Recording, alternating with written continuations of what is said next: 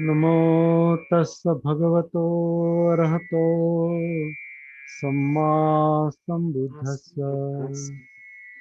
नमो तस् भगवतो अरहतो सम्मा सम्बुद्धस्स।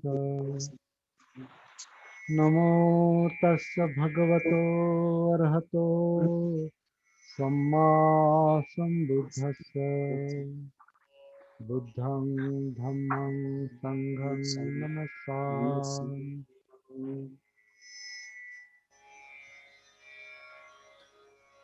अनवसुतचित्तस्य अनन्वाहतचेतसो पुण्यपापपहीनस्य नत्थि जागरतो भयम्। जिसका चित्त मल रहित है, तृष्णा रहित है, जिसका चित्त आहत नहीं है मतलब स्थिर है, जो पाप और पुण्य से बाहर है, विहीन है, उस जागरूक मनुष्य के लिए कोई भय नहीं है। इस तरह की ये गाथा आज हम देखने वाले हैं।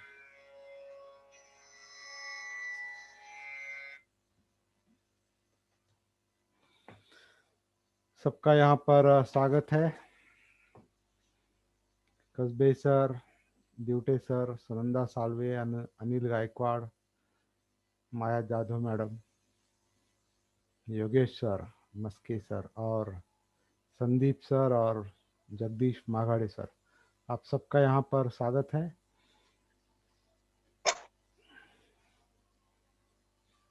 धम्मपद और सती साधना के अंतर्गत हम चित्तवग्गो पर हम चिंतन कर रहे हैं, प्रैक्टिकल चिंतन कर रहे हैं।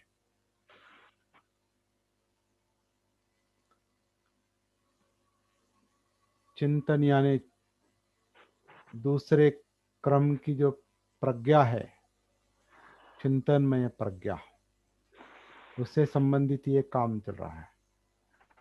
केवल हम शब्दों का ज्ञान नहीं कर ले रहे हैं,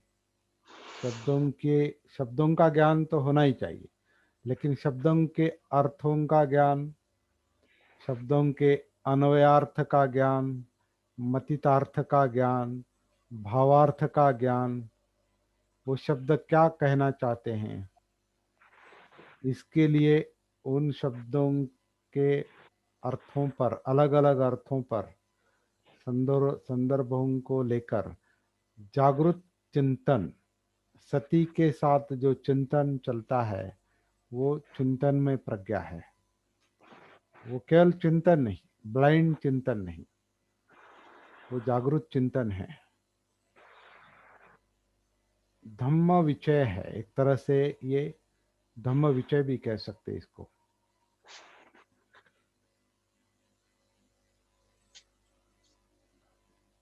तो 39वीं गाथा है और चित्तवग्गो की 7वीं गाथा।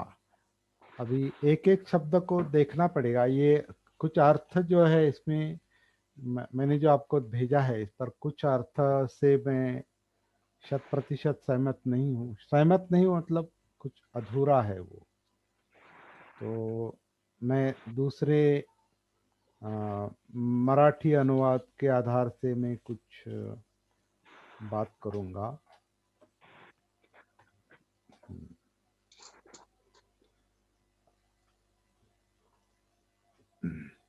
तो अनवसुत अनवसुत वसुत मतलब देखिए, अवसुत मतलब श्राव, श्रुत मतलब एक श्राव है। श्राव यानी तृष्णा का श्राव, श्राव यानी बहाव, श्राव यानी बहना, बहाव। बहाव। स्राव यानी बहाव। तो जिसका चित्त तृष्णा के बहाव से युक्त है, तृष्णा के बहाव से युक्त है, स्राव से युक्त है। और वो जो स्राव है, वो जो बहाव है, वो जो तृष्णा है, वो डिजायर से आसक्ति है, चित्त है वो। और चित्त, जिसका चित्त इस बहाव से मुक्त है, आश्रव से मुक्त है, ये बहाव, ये आश्रव, इस पर हम थोड़ा देखेंगे, विचार करेंगे अभी। तो जिसका चित्त इस आश्रव से मुक्त है, अनन्वाहत, आहत, आहत शब्द है इसमें। आहत यानी आहत, आहत, आहत होना, मतलब यातना, आघात, है ना। आहट, आहट मतलब आघात। तो, तो जिसका जिसका चित्त तृष्णा युक्त है, जिसका चित्त आसक्ति से भरा है, वो हमेशा आहट रहता है उसमें। आह आह, सर क्या कहेंगे, आ, हमेशा आघात, उस पर हमेशा आघात होता है, उस चित्त पर। मेरी बात समझ रहे हैं? हिंदी समझ, योगेश सर ठीक शब्द इस्तेमाल कर रहा हूं मैं? बिल्कुल सही शब्द है सर। ओके। आघात करना, हाँ। हाँ, आघात होता है। जी जी जी। मतलब जो चित्त, जो जिस चित्त में आसक्ति है, श्राव है, श्राव मल है, वो मल, मल यानी चित्त मल है, मतलब प्रदूषित चित्त है। तो उसका परिणाम यातना है, और यातनाओं का आघात है।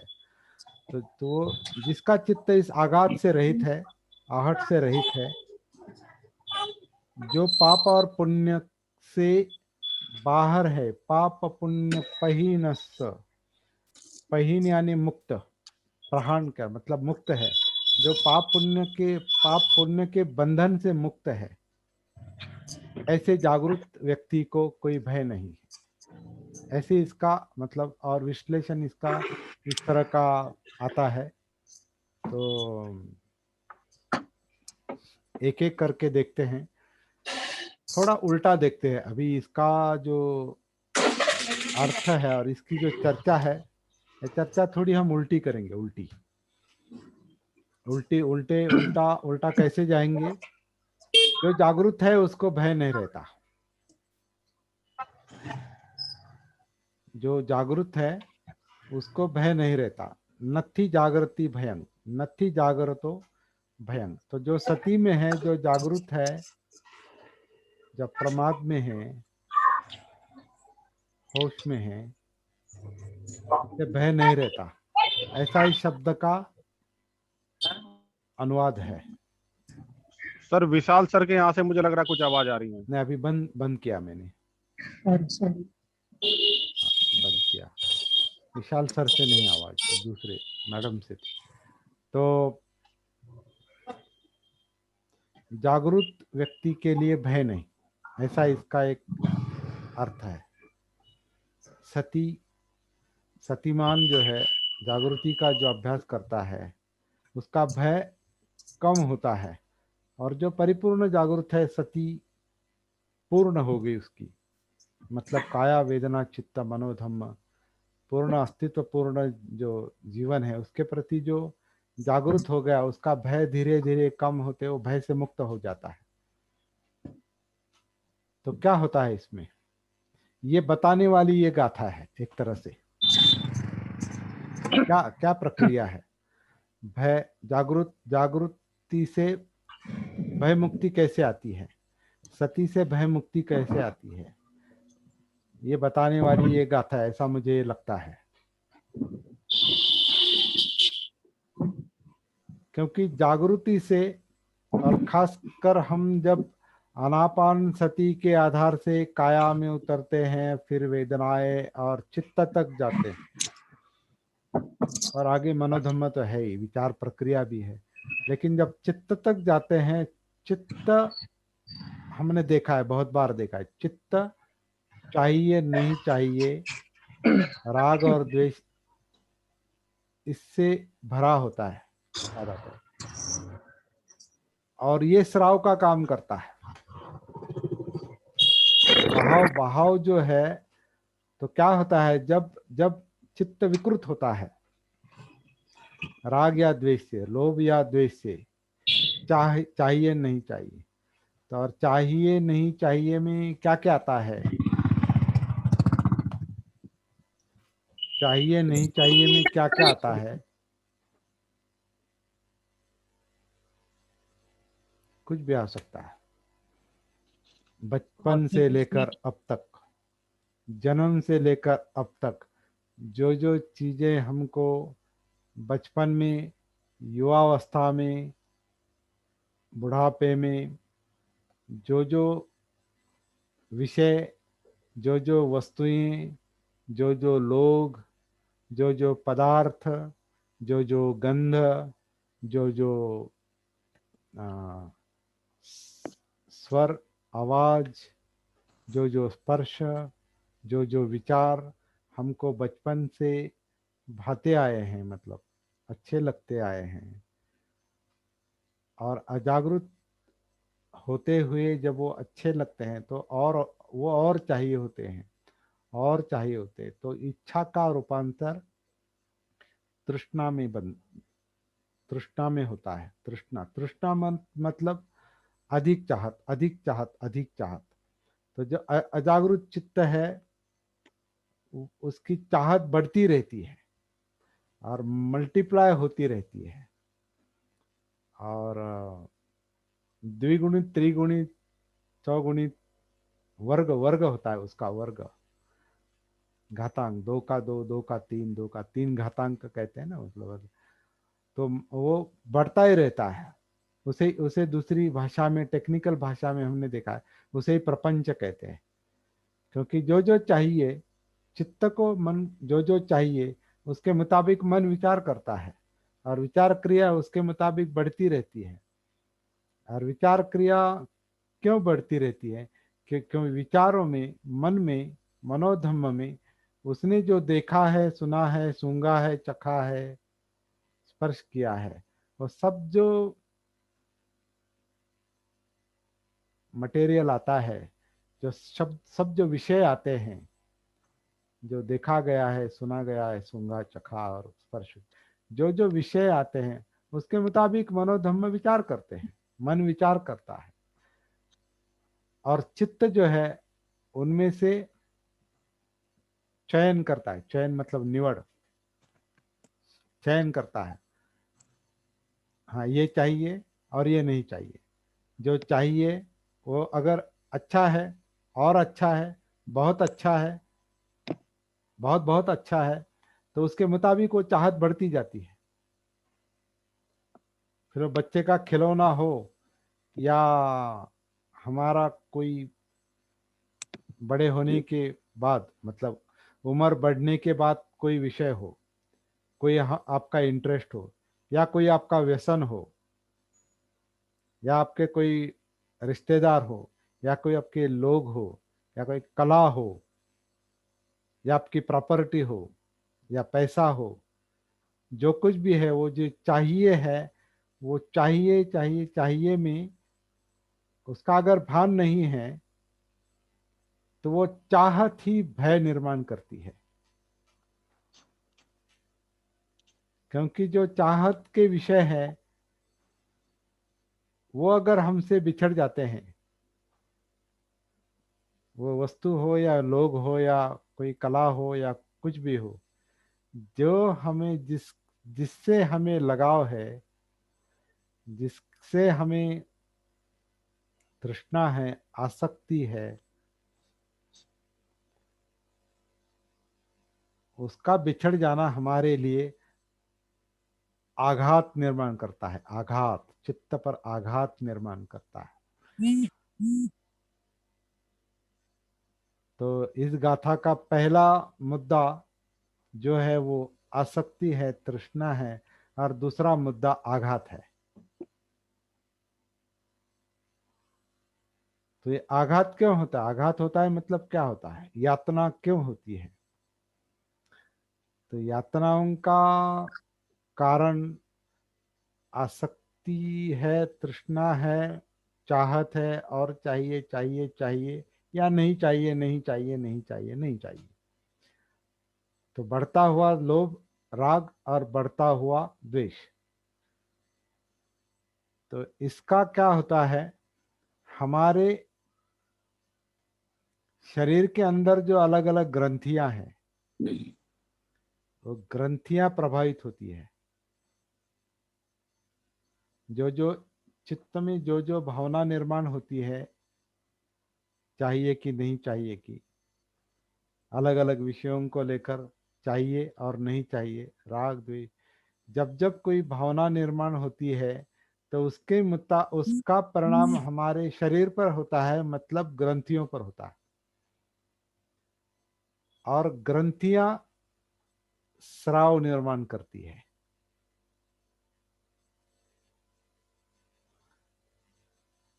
और स्राव रक्त के साथ ये हो जाता है, रक्त के साथ मिक्स हो जाता है। और वो ब्लड, वो रक्त पूरे शरीर में जब फैलता है, तो वो जो स्राव है पूरे शरीर में जाता है। इसलिए हमें कोई अगर समझो गुस्सा आ गया, तो पूरे शरीर को गुस्सा आता है। आंखें लाल होगी, आंखें लाल होगी, शरीर का तापमान बढ़ेगा। आप ऐसे होंठ वगैरह दबा के बात करेंगे, या आपके चेहरे पर ऐसी नसें सिकुड़ जाएगी, है ना। आपका गुस्से गुस्से का चेहरा याद कीजिए, या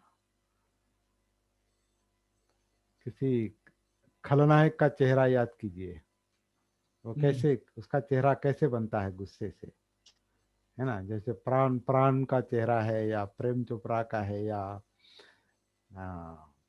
बहुत सारे खलनायक आपको जो भी पता है, खलनायक। अमरीश पुरी। अमरीश पुरी। तो उसके आंखें आंखें वगैरह के मतलब पूरे पूरे पूरे अवयवों पर उसका असर होता है। होता है शरीर में। पूरे शरीर पर उसका असर होता है, उसका शरीर आक्रामक हो जाता है। आंखें आंखें वो फाड़ता है, उसकी जीभ और नाक और पूरा शरीर। ये क्यों होता है? अब वो एक्टिंग है, लेकिन वास्तव में भी वही होता है। यहाँ एक्टिंग नहीं, यहाँ वास्तव में वैसा होता है कि जब गुस्सा आता है, तो पूरे शरीर को गुस्सा आता है। तो शरीर को गुस्सा क्यों आता है? क्योंकि वो जो विशिष्ट ग्रंथि है, अभी उस ग्रंथियों का नाम हमें ये करने की आवश्यकता नहीं, लेकिन अगर वो कहते हैं कि भाई ये यहाँ कोई अभी मेडिकल फील्ड वाला, हाँ, संदीप त्रिभुवन सर, बोलिए सर। गुस्से से कौन सी ग्रंथि का स्राव निकलता है? कौन से ग्रंथि से? एड्रिनल, या कौन सी ग्रंथि है? जब आपका पित्त एड्रिनल। पित्त पित्त जिसमें है, हाँ, एड्रिनल सही है। अपन मराठी मध्ये नहीं, म्हणतो मैं पित्त मुझे होतं बघा, देखिए, मुझे है नहीं ना। पता, हाँ लेकिन हाँ, ये बोल रहे नर्सिंग के स्टूडेंट है मेरे बच्चे। नहीं पत्ता, अगर पता है तो फिर मराठी नहीं पता नहीं है। मराठीमध्ये मराठीमध्ये आपण त्याला स्वादुपिंड पित्ताशय, हा, स्वादुपिंड स्वादुपिंड, इथे प्रभावित होतं ते. स्वादुपिंड हा, आहे ना, तिथे प्रभावित होऊन ते रस सोडण्याचं काम करतात. आपण म्हणतो ना राग आला की काय म्हणतो, पित्त खवळ, हा पित्त बरोबर खवळतं आहे. म्हणजे. तर पित्त जे आहे हे पित्ताशयात स्वादुपिंड ही ग्रंथी आहे। त्या प्रभावित होते. हाँ, उस ग्रंथि से, स्वादुपिंड से, उस ग्रंथि से उस पित्त का ऍक्टिव्ह होतं. एसिडिटी, उस एसिडिटी का स्राव बहता है। और वो स्राव जो है, वो लिक्विड जो है, वो लिक्विड है, वो मतलब पतला पदार्थ है वो ब्लड ज्यादा में, भार. वो खून में एकरूप होता है, खून से एकरूप होता है। और वो पूरे शरीर में फैलता ये है। शरीर फैलता है। तो यहाँ जो शब्द प्रयोग किया है उस गाथा में, अभी आप अलग अलग भाव, अलग अलग भावनाएं, राग के और द्वेष के, राग के और द्वेष के आप याद कर सकते हैं।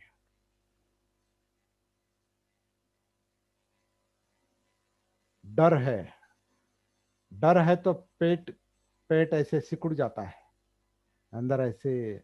कोई डरा है क्या यहाँ पर? बहुत डरा है क्या कोई? डरा हुआ व्यक्ति कोई अपना अनुभव बता सकता है कि बहुत डर लगा, मृत्यु समीप है। और पोटात भीतीचा गोळा येतो. हाँ, पेट में गोला आता है। हाँ सर, हाँ बराबर।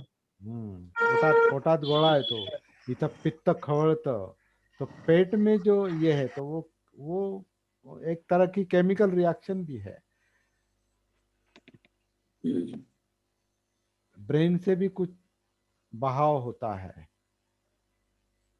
जठराग्नि, जठर में जो पेट में जो है ये है, स्टमक जो है, उससे कुछ, तो इसको हम नाम नहीं दे सकते लेकिन परिणाम से जानेंगे। परिणाम से हम उसको महसूस करेंगे कि गुस्सा आने से क्या होता है। अगर इसकी सती है, समझो जब भी आपको गुस्सा आता है और सती में है, तो आप सती सती से उस गुस्से को, गुस्से की भावना को, उस चित्त को, अभी गुस्से यानी चित्त, उस चित्त को देखेंगे, चित्तानुसति, चित्त को देखेंगे।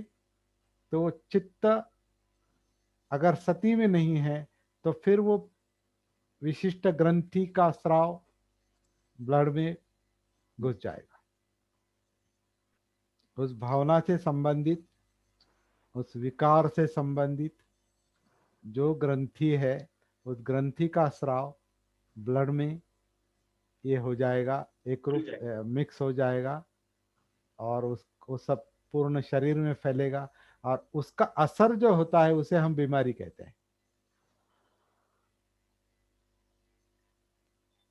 उसे हम बीमारी कहते हैं।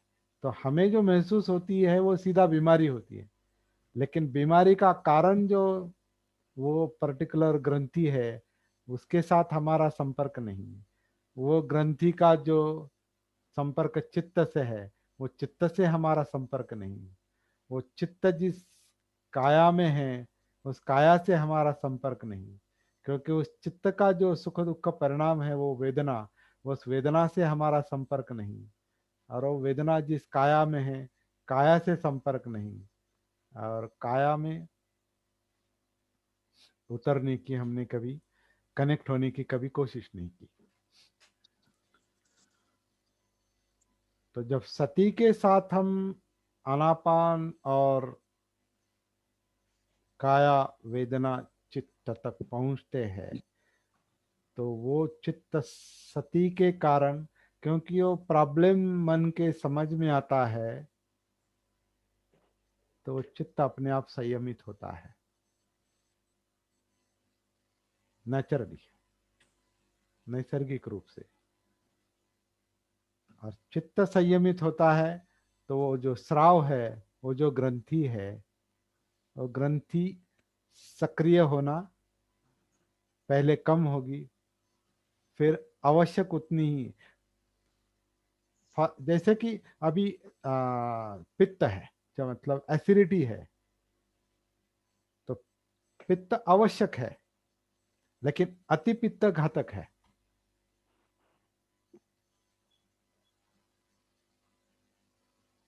अति पित्त घातक है। अभी मेरा शरीर शास्त्र का ज्यादा ये नहीं, मतलब स्टडी नहीं, मुझे अभी करना पड़ेगा ऐसा मुझे लगता है, क्योंकि अभी ये धम्म का अभ्यास यानी किसी भी विषय का अभ्यास करना पड़ता है। कोई भी विषय हो, कोई भी अनचाहा भी विषय है, अप्रिय विषय भी है, तो उसका अभ्यास करना पड़ता है, क्योंकि इसके लिए कोई भी वर्ज विषय वर्ज नहीं। शरीर शास्त्र तो वर्ज है ही नहीं। शरीर शास्त्र भले हम कोई ऑपरेशन करके अंदर नहीं देखेंगे, लेकिन महसूस करने का काम, वेदनाओं के आधार से वो सब अभ्यास होता है। थोड़ा अभ्यास, सारा अभ्यास नहीं होता है एकदम, थोड़ा थोड़ा होता है।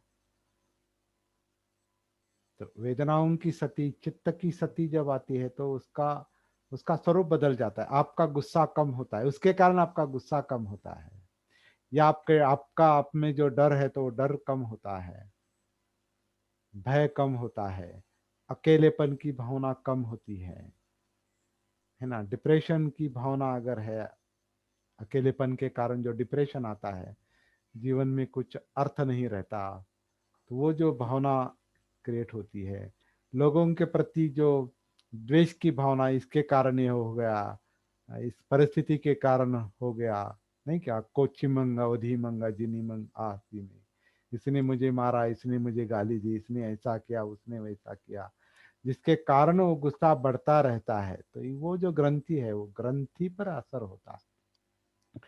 तो सती के कारण वो कम होने लगता है, वो विचार प्रक्रिया कम होने लगती है। अक्कोच्छी मंगा वधी मंग, उसने मुझे मारा, उसने गाली दी, उसने ऐसा किया, ये लोग ऐसे हैं, ये मेरी परिस्थिति ऐसी है, ये घर का माहौल ऐसा है, ये मेरा ऐसा है, और मैं भी ऐसा हूँ, मैं बहुत दुर्बल हूँ, मैं कुछ कर नहीं सकता। तो ये अपने बारे में भी यही आत्म भाव है, जो उस आत्मा से हमारा जो चिपकाव है, तो वो भी एक कारण है। मैं ऐसा हूँ, मैं कुछ नहीं कर सकता। तो ये आपके मतलब इसे, इस डर से ज्यादा, तुलना से या डर से एक तरह से मतलब दिल बैठ जाता है, डिप्रेशन आता है, उसका परिणाम वो पर्टिकुलर ग्रंथि पर होता है। तो फिर सिकुड़ जाता है या तनाव निर्माण होता है, और उसका असर हमारे बर्ताव पर होता है। फिर गुस्से में गाली देंगे, मारेंगे, मारकाट करेंगे, या मार डालेंगे। तो जब सती है, जागृति है, तो ये सारा जो भवचक्र है, ये जो बनने का चक्र है, वो जब हम सती से महसूस करते हैं, देखते हैं, तो उसमें जो धम्म है, सत्य है, वास्तविकता है, वो दिखाई देने के बाद वो जो भवचक्र है वो उल्टा घूमने लगता है। तो उसका उल्टा असर होता है, जिससे दुख निर्माण होता है, वो दुख कम होते होते होते वो दुख मुक्ति में जाएगा। वो जो विशिष्ट ग्रंथियां प्रभावित होती है चित्त के कारण, वो ग्रंथियों पर जो असर होता है, उसका जो खून पर असर होता है, वो जब शरीर में भिन जाता है, मतलब मिक्स होता है, धीरे धीरे कम होता है और फिर शांत होता है। प्रसरब्धि शांति क्यों आती है? ये ग्रंथियों पर असर होता है। हम सती से हमारी सांस शांत होती है, फिर वेदनाएं शांत होती है, चित्त शांत होता है। तो शांति का मतलब क्या है? वो ग्रंथियां शांत होती है, और उसके जो स्राव है, स्रोत जो है, स्राव जो है, वो स्राव पर परिणाम होता है। इसके कारण शरीर, खून पर परिणाम होता है, इसके कारण शरीर पर परिणाम होता है। तो आपके शरीर का जो बर्ताव है, वाणी का बर्ताव, काया का बर्ताव, इस पर असर होता है। फिर शिलाचरण शुरू होता है।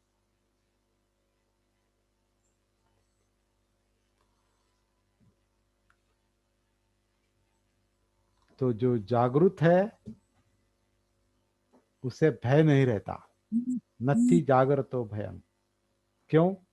क्योंकि वो चित्त का जो स्राव है, चित्त की जो आसक्ति है, वो कम होने लगती है। चित्त की आसक्ति, चित्त चित्त की तृष्णा कम होने से वो स्राव कम होता है, ग्रंथियां कम काम करती, मतलब ग्रंथियां ओवरफ्लो नहीं होती। ओवरफ्लो से आपको पता है, गाड़ी ओवरफ्लो होती है तो गाड़ी चलती नहीं। उसी तरह ग्रंथियां भी ओवरफ्लो होती हैं तो फिर सिस्टम काम नहीं करते, जो 11 सिस्टम है। फॉर एग्जाम्पल हमको नहीं पता 11 क्या है, लेकिन अभी थोड़ा थोड़ा परिचय हो गया है। ये आनापान है, पाचन क्रिया है, हार्ट का है, ब्रेन का है, नर्वस सिस्टम है। तो इस सिस्टम पर उन ग्रंथियों का असर होता है। तो वो अनवसुत चित्तस्य, तो चित्त मल रहित होता है। मल यानी ये ग्रंथियों का स्रावी, अतिरिक्त स्राव। अतिरिक्त स्राव मल, चित्त जो दूषित होता है, मन जो दूषित होता है, तो इसके कारण। तो जिसका ये चित्त स्राव रहित, मल रहित, स्राव रहित नहीं मल रहित, स्राव बंद नहीं होता, जितना आवश्यक है उतना चाहिए, बंद नहीं हो सकता। जिनको डायबिटीज है उनकी जो पैंक्रियाज है, पैंक्रियाज को क्या कहेंगे सर हिंदी में? पैंक्रियाज जो है वो दो पिंड जो इंसुलिन क्रिएट कर, इंसुलिन, इंसुलिन ग्रंथि है, हाँ इंसुलिन ग्रंथ का, बोलते पैंक्रियाज ग्रंथि है, उससे इंसुलिन का स्राव है। अभी मुझे हिंदी नाम पता नहीं। पैंक्रियाज और पैंक्रिया को मराठी में स्वादुपिंड बोलते हैं। हाँ राइट। और पहले स्वादुपिंड जो शब्द का इस्तेमाल कहा है वहाँ किया था, वहाँ पित्ताशय चाहिए। वो स्वादुपिंड जो अनिल गायकवाड़ ने बताया था ना, वो स्वादुपिंड नहीं, वो पित्ताशय है। तो जिनको डायबिटीज है उनका जो पैंक्रियाज है, हिंदी में मुझे पता नहीं सर, उसको स्वादुपिंड बता रहे हैं। स्वादुपिंड जो है हिंदी में पता नहीं। तो स्वादुपिंड से जो इंसुलिन सिक्रीट होता, इंसुलिन का स्राव होता है, सिक्रीशन होता है।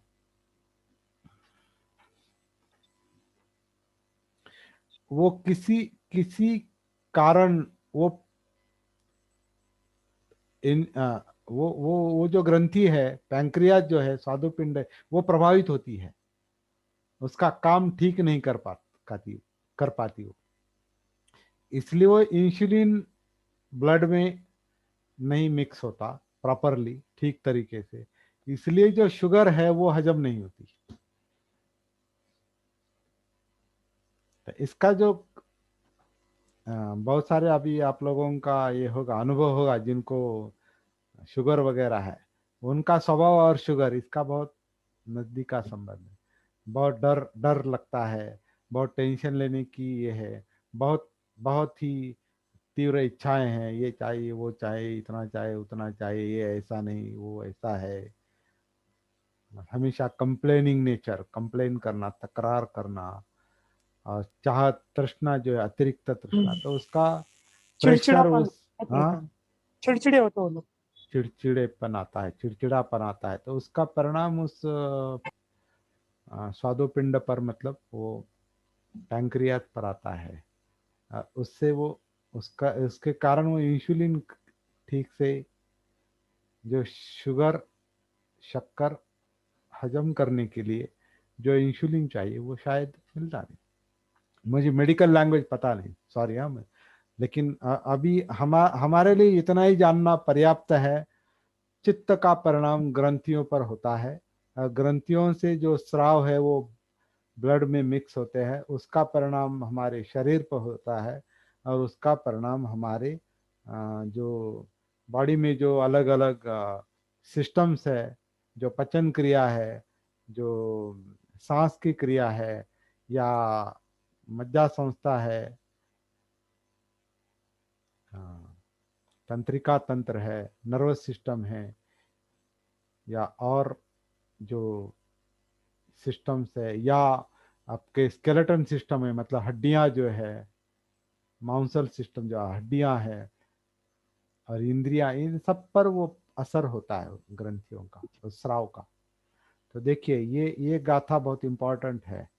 और ये गाथा ये गाथा ये चित्त चित्त प्रभावित होने पर, चित्त जागरूक ना होने के कारण जो विकारों से प्रभावित होता है, विकृत होता है, उससे ग्रंथियां विकृत होती है। एक्चुअली वो चित्त विकृत होता है। चित्त में तो इमोशंस क्रिएट होते हैं, मतलब भावनाएं क्रिएट होती है, लेकिन उसका परिणाम जो है वो ग्रंथियों पर होता है और उसका परिणाम शरीर पर होता है। तो जिसका चित्त जागरूक है उसका ये स्राव भी नियंत्रित होता है।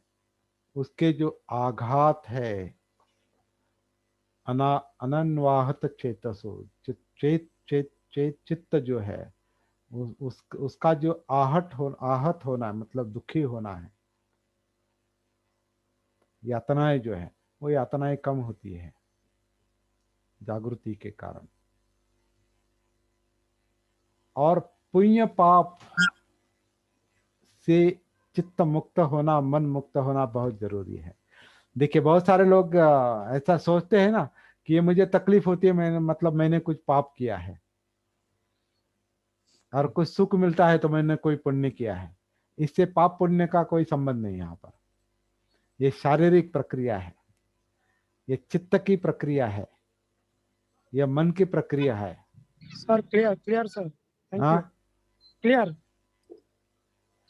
Clear sorry. है, बराबर है बराबर। हाँ, तो इससे पाप पुण्य से कोई संबंध नहीं। जो जिन लोगों को लगता है ना ये मेरा पाप है और मेरा पुण्य है, वो विद्या है।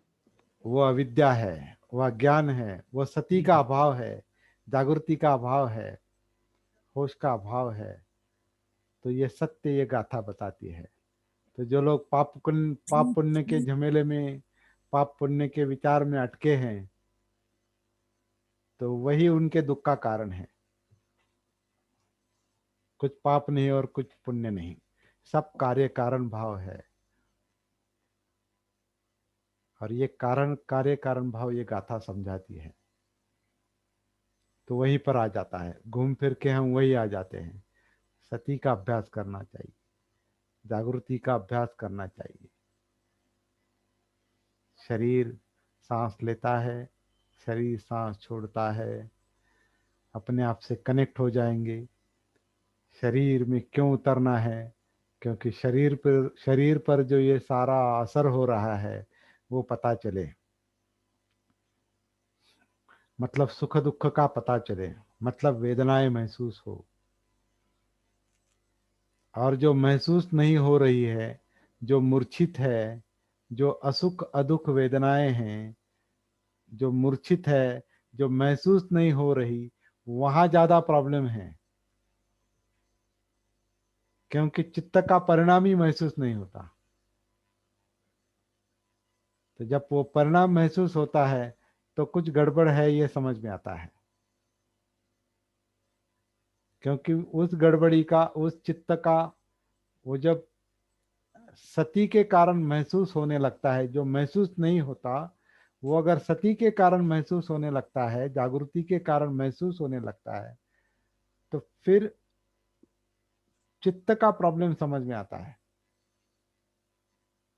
हाँ, कुछ तो गड़बड़ है, कुछ तो चित्त चाहता है या नहीं चाहता है। इसमें राग है, द्वेष है, लोभ है, द्वेष है। तो उसके कारण ये सब सुख दुख है। तो वो समझ में आता है। उसके उसको लेकर जो मानसिक प्रक्रिया जो है, मनोधम्म जो है, वो समझ में आने लगते हैं। तीसरे लेवल में जाते हैं हम, L3। सती साधना के L3 में जब जाते हैं तो वो सब दूसरा दूसरी लेवल, तीसरी लेवल। दूसरी लेवल मतलब काया वेदना चित्त, और चौथी लेवल धम्म विचय, मनो मतलब मनोधम्म, फिर उससे इंद्रियां, और फिर उससे उसके परिणाम। वो सती के कारण जब महसूस होने लगते हैं तो फिर उसका जो दुष्परिणाम है, तो दुष्परिणाम कम होते होते आप दुख मुक्ति में जाते हैं, तनाव मुक्ति में जाते हैं पूरी तरह से।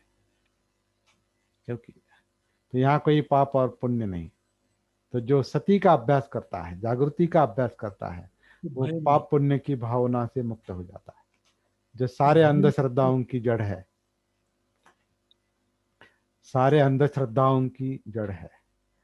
इस पाप पुण्य की भावना से, जो अविद्या से है, अजागृति से है, सती ना होने के कारण ये जो पाप पुण्य की भावना है, यही भक्ति निर्माण करती है।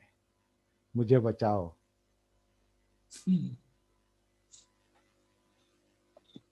तो भक्ति वो का भय मतलब, युक्त रहते हैं, हाँ, भय युक्त, और जागृत मन भय मुक्त रहता है, करता है, भयमुक्त करता है।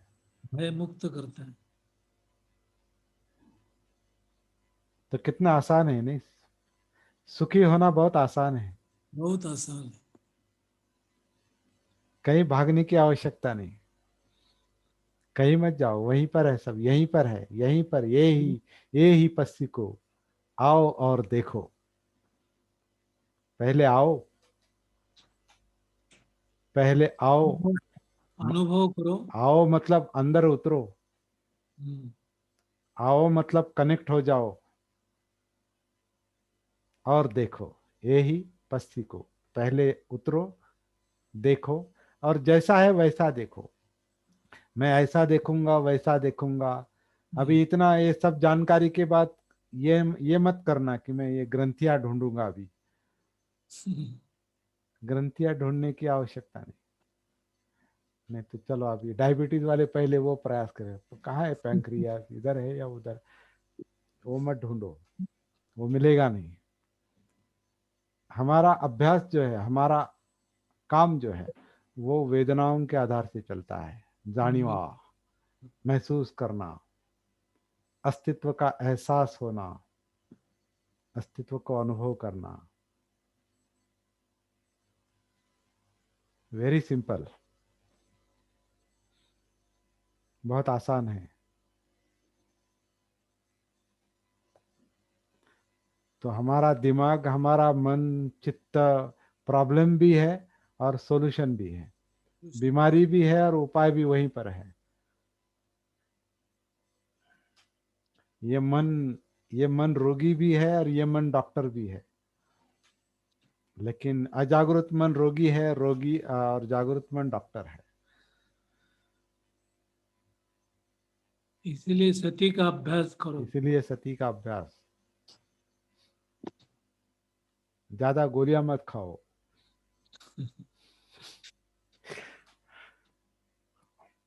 सुनंदा को पता है मैं किसको कह रहा हूँ, बहुत गोलियां खाती है। वे मजबूरन करना, डॉक्टर ने बताया तो खाना डॉक्टर, पड़ता डॉक्टर प्रॉब्लम है इसका। है। डॉक्टर जागरूक नहीं ना। हाँ, डॉक्टर क्या करता है, जाओ खून खून ये करो, खून चेक करो। चेक करो और गोली लो। हाँ, और उसमें जो दिखाई देता है उसके आधार से गोली लो। वो उसका कारण वो खुद नहीं जानता, वो क्या बताएगा। लेकिन ये समझ में आना चाहिए कि ये शरीर अगर मेरा है तो इसका सबसे पहले पता मुझे ही होना चाहिए ना, दूसरे को कैसे हो सकता है। अत्तदीप भो, तो पहले जागरूक अपने। मन को होता है। जागृत मन को होता है, वो जागृति, वो सती, वही इम्पोर्टेंट बात है। हम्म, कनेक्ट हो जाओ और ढूंढो।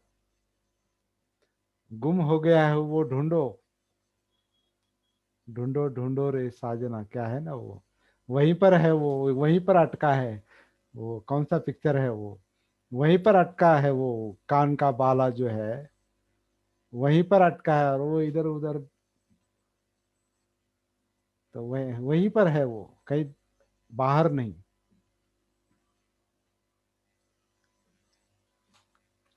गाने का, गाने का अच्छा फायदा होता है। हम्म।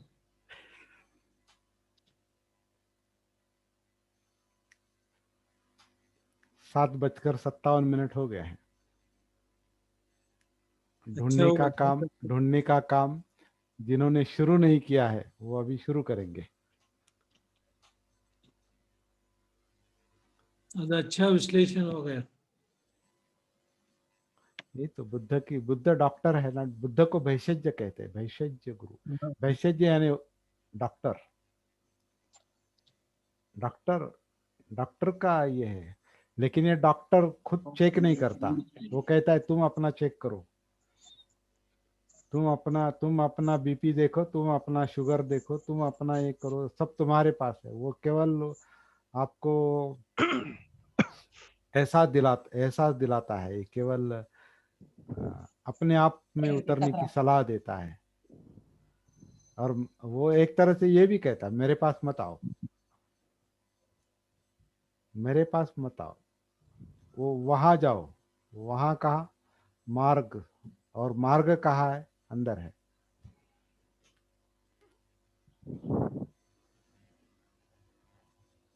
तो वेरी सिंपल, बहुत आसान है।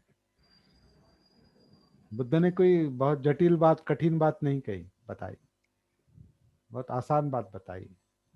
क्योंकि जो सबसे नजदीक है, हमारे पास है, हमारे अंदर है, यही है ना, यही सांस है, यही काया है, यही वेदना है, यही चित्त है, यही मनोधर्म है, यही ग्रंथियां, यही बीमारी, यही दवाई, और यही सब है, यही दुख है और यही मुक्ति है।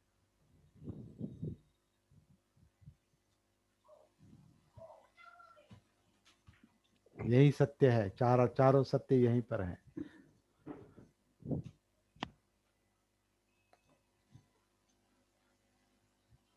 तो क्या करें अभी? हाँ बोलिए सर। मैं सुनंदा मैडम के बारे में कुछ बताना चाह रहा था, बोलना चाह रहा था। अच्छा चलो। आपने बोला कि वो सुनंदा मैडम बहुत ज्यादा टेबलेटें लेती है, गोलियां लेती है, डॉक्टर ने एडवाइस कर रखा है। ये मेरी कंप्लेन, मैं उनसे भी कहता हूँ ना, आपसे नहीं, आपसे मैंने लेकिन कंप्लेन नहीं। लेकिन मेरा मानना ये है कि इसमें सुनंदा मैडम की गलती नहीं है, क्योंकि नहीं जो मैं कहाँ कह रहा हूँ गलती है? मैं गलती नहीं बता रहा, अच्छा, मैं नहीं गलती नहीं बता रहा। वो अपने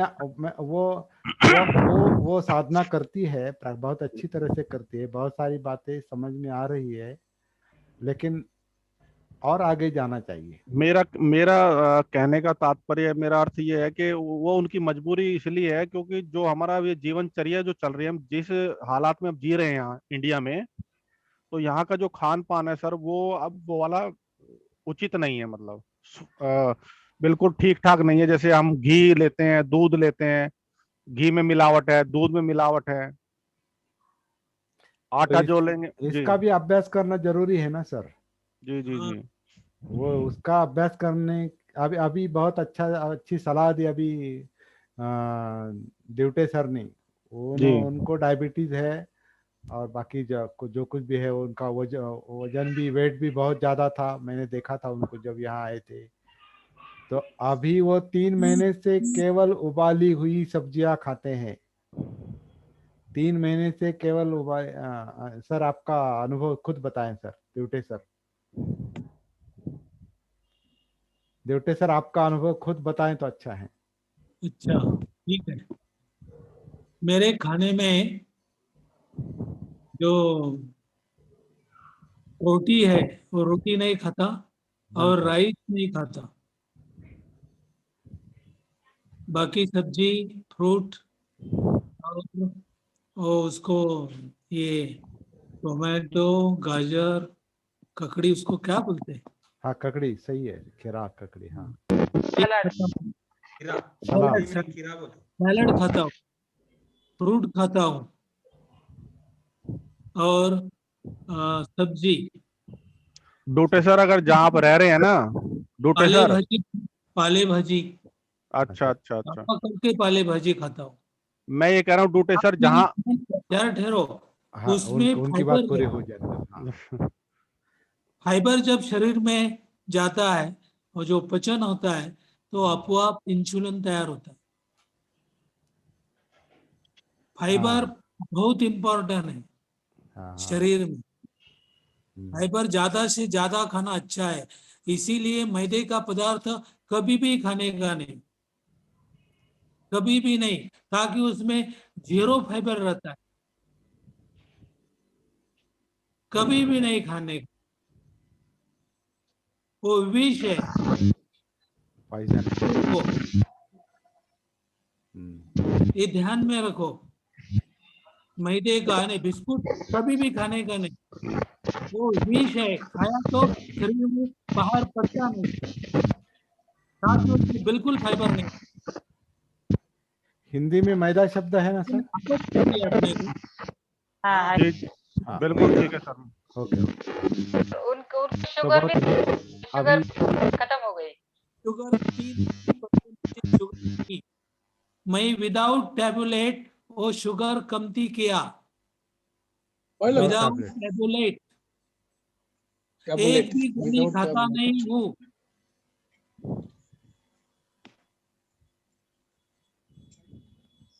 समझदारी। तो उन्होंने आज ही बताया। तो बहुत अच्छा, इसलिए तो योगेश सर अभी आपको समझ में आएगा, मैंने कंप्लेन नहीं की है। उनकी चर्चा पहले उन दोनों की चर्चा पहले चल रही थी, ये शुरू होने के पहले। अच्छा अच्छा अच्छा। हाँ, इसलिए मैंने उसी से अभी मैं ये विषय खत्म करता हूँ।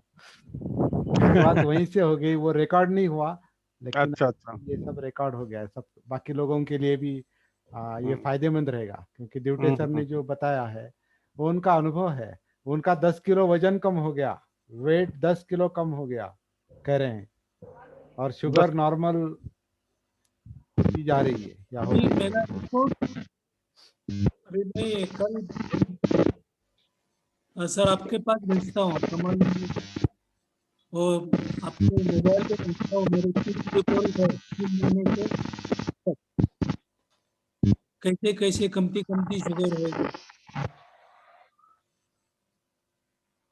अनाज ही बंद कर दिया। हाँ अनाज बंद कर दिया। हाँ, मतलब गेहूं हाँ, वगैरह ना, बाकी का। अनाज बंद कर दिया, सिर्फ सब्जी। ये अच्छा नहीं, तो हाँ। अगर अनाज भी लेना है तो उसके साथ चना जो होता है ना, चने का आटा और गेहूं का आटा मिक्स करके बनाई जाती है चपातियां रोटियां। खाली खाली अनाज तो ना उसमें शुगर अभी होती है। ठीक है, चावल। लेकिन जी। मेरे 3 महीने का अनुभव है, मैंने रोटी नहीं खाई अभी तक, 3 महीने हो गए, कुछ नहीं हुआ मेरे शरीर में। हाँ, सब्जी बहुत इम्पोर्टेंट है शरीर को, वो उसकी लेकिन जरूरत सर ड्यूटे सर, आपका जो वजन है वो अतिरिक्त बढ़ गया है। था। हाँ, बढ़ गया था, ये हाँ, है तो ये कम करना जरूरी था, लेकिन जरूरी। वजन जरूरत से ज्यादा कम होना भी ठीक नहीं, नहीं। हाँ, हाँ नहीं हाँ नहीं, वो मैंने पहचाना, मुझे पहचाना मैंने, हाँ, मुझे जानी वो हो गई कि अभी ये अच्छा नहीं है, ओके। चलो परिवर्तन करो। मैं चाय नहीं पीता, 3 महीने हो गया, बिल्कुल चाय नहीं पिया, बिल्कुल नहीं, मिल्क भी नहीं लेता, दूध भी नहीं लेता मैं, 3 महीने हो गया। तो बहुत अच्छा, चलो अभी बहुत अच्छा सर, आपका सर धन्यवाद ड्यूटे सर, आपने अपने अनुभव बताए, और हम सब लोग जागृति के साथ इसका अवलोकन करेंगे, जागृति के साथ, क्योंकि उनकी जरूरत और हमारी जरूरत, आपकी जरूरत, वो उम्र का भी एक ये है। खुद खुद डॉक्टर खुद बनो। हाँ, आज खाने से परिणाम क्या हो गया, तो वो खाना नहीं खाने का। आज ये खाने से अच्छा हो गया, तो ये खाना अच्छा हो गया, तो ये खाने का। खुद का डॉक्टर बनो। बहुत अच्छा। और जागृति से बताएगी आपको कि ये खाना खाने से क्या हो गया है। तो बहुत बहुत बढ़िया, किसी डॉक्टर को टेंशन आएगा कि हमारा क्या होगा अभी। जय भीम, नमो बुद्धाय सर। हाँ, ओके। ओपन कीजिए, 1 मिनट के 1 मिनट के लिए ओपन कीजिए, सभी लोग। बहुत बहुत धन्यवाद। जय भीम सर, जय भीम। जय भीम, जय भीम, जय भीम, जय भीम सर। जय भीम। वाह वाह, मागाड़ी जी, वेरी गुड। तो यहाँ पर रुकते हैं, हाँ, ओके।